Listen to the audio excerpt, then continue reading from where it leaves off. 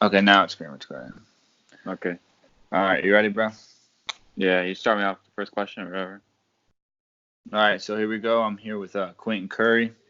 He's part of the Air Force, and his I gotta give him your number. Is that cool with you, sir? My phone number? Yeah, that's cool. Do you Yeah, have it or do I need to say it? yeah. You gotta say it. What's your number again?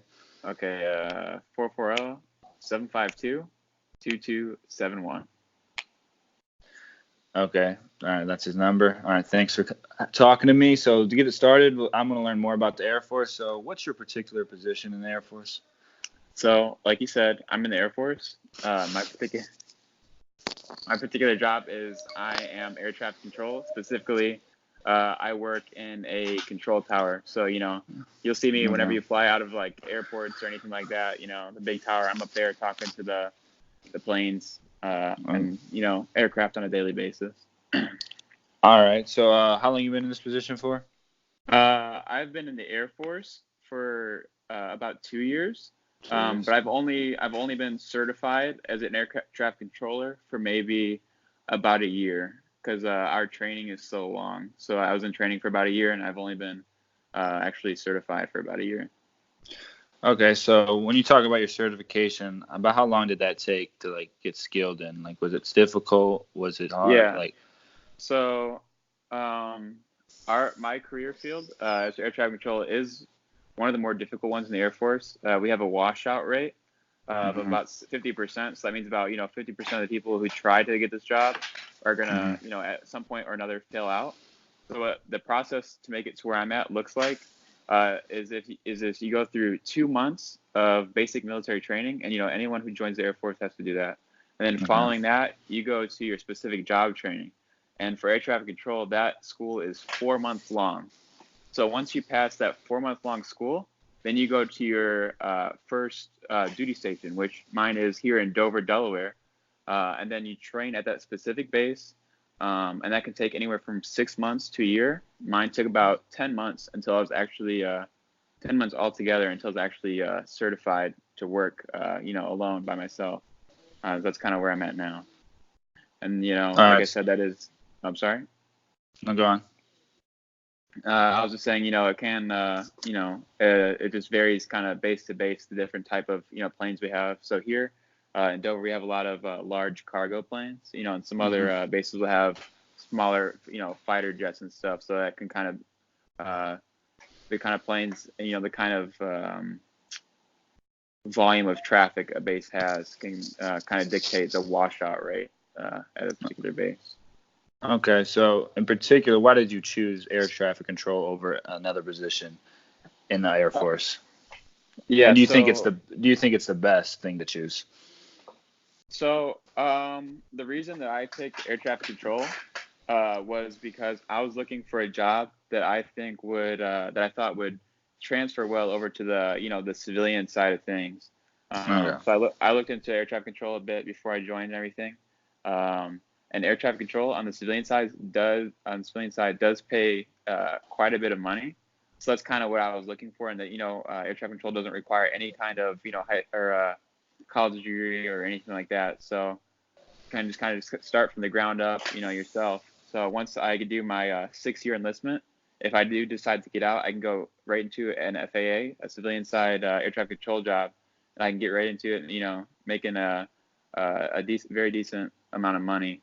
As far as the best career field in the Air Force goes, um, I don't think that maybe there is an objective best. It kind of depends, on the kind of person that you are, what you're looking for in hmm your career, in life, whatever. Like I said, I kind of am deciding, looking towards, getting out after 6 years.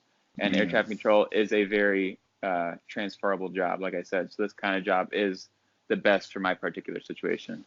Okay, so you're basically just setting yourself up for the rest of your life outside of the Air Force. Exactly, yeah. Okay. Cool, cool, cool. Yeah, there's a lot of people. I work with civilians as well as other military members. Oh, And, okay. and these civilians, some of them have been doing this particular air traffic control for 30 plus years, so they know. I would say they know everything about this job basically. So they're really good at helping out the younger airmen such as myself. Once we do decide to get out, if we do. set up our resume and apply for different jobs on the outside. So they're a very useful resource for us.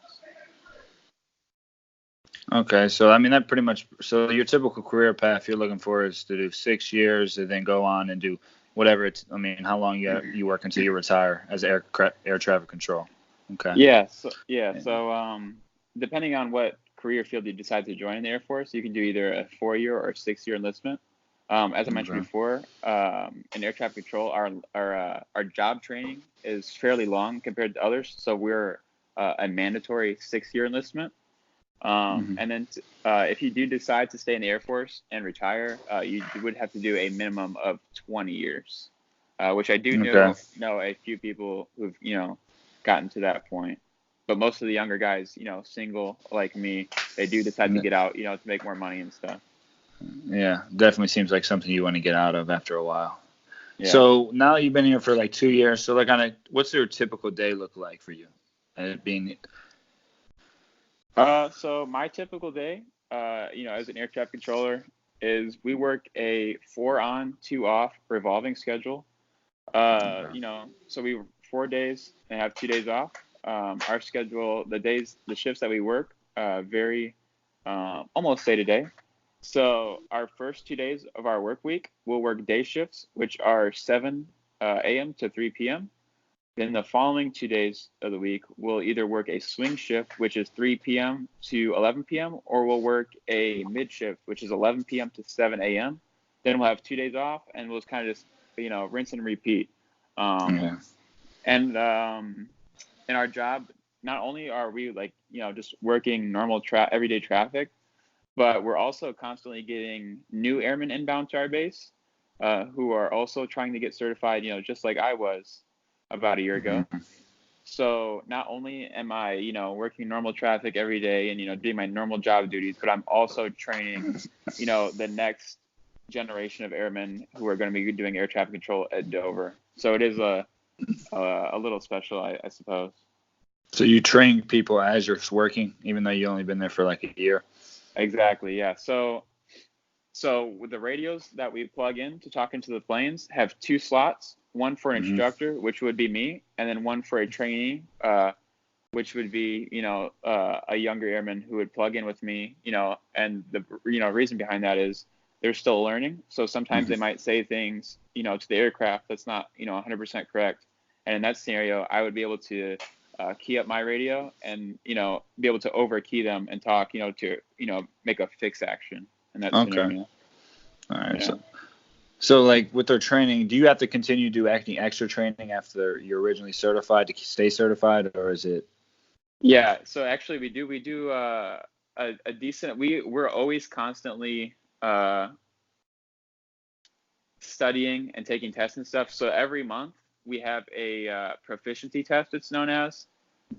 So every month we'll have to take a test, basically just over, it can be, so our main source of information that we go off of, like our main regulation, is an FAA document called the 7110.65. So we'll take a quiz on that every month, and then every year we have to be, I guess you could say, like recertified on our job, which is called an annual. It's because, we have to get that done once a year.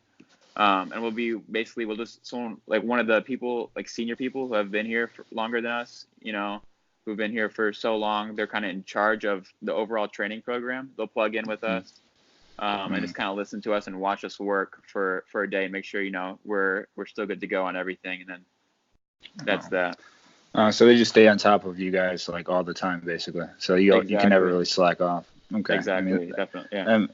That makes sense. All right. Well, before we wrap up here, last question I want to ask you is, would you wish you chose like a different path in the Air Force, or are you like happy with the one you chose? So I guess you could say that I'm kind of conflicted maybe, because one of the jobs that I was looking at before I joined the Air Force was called a load master. And what they do is they're in charge of loading cargo onto an aircraft, and they fly with that aircraft to whatever destination it's going to. And the reason I was looking into that job was because they get to travel a lot, and I thought that'd be really cool. They get to travel all over the world, nonstop almost.